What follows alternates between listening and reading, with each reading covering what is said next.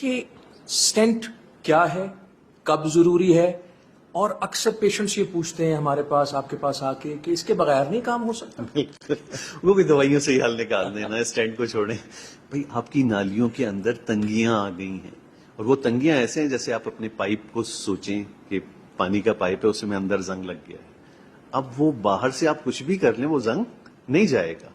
اب اس کو یا تو صاف کرنا پڑے گا. اب دل کے نظام میں اللہ نے ہمیں ہمارے پاس ٹیکنالوجی آ گئی ہے کہ ہم وہ جو تنگ والی جگہ ہے وہاں ایک چھلے نما چیز کو اندر لے جاتے ہیں جو پھیلتی ہے، اور وہ جتنا تنگی اور گند تھا اس کو سائڈ کی طرف دبا دیتی ہے.